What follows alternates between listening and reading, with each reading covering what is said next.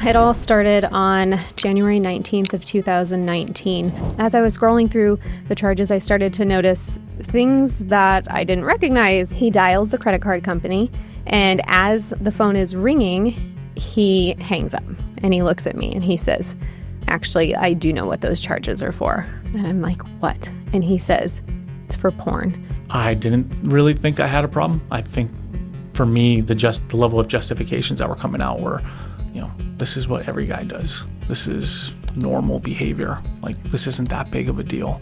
And to be honest, at that point in time, I was only telling her part of the truth. It wasn't the whole story. That would come later. And so there was just this barrel of lies, essentially, that just kind of came pouring out, and my reality of what the relationship had been was just completely shattered. She tells me that she's done. She wants me out of the house. And then 3 days later, I was with a counselor, and she's like, "Hey, can I ask you a set of questions? Have you ever tried to hide your sexual behaviors? Have I ever tried to stop a behavior but failed?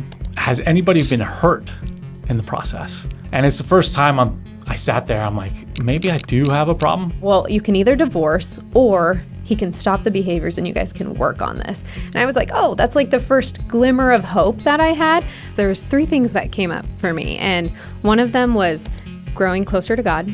The other one was curriculum, and the other one was community. Just figuring out that I was tying a lot of my value and self-worth to performance. And even in recovery, like, as long as I was doing good in recovery, then I was being a good husband to my wife.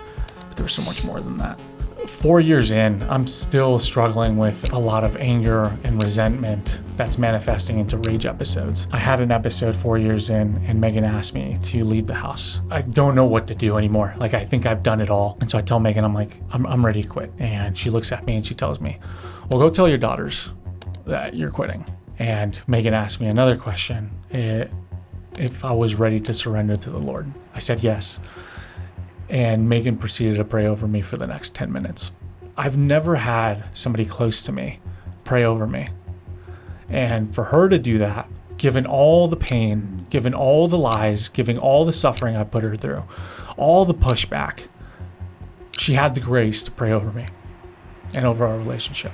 Because you do have to essentially lose your life to gain more.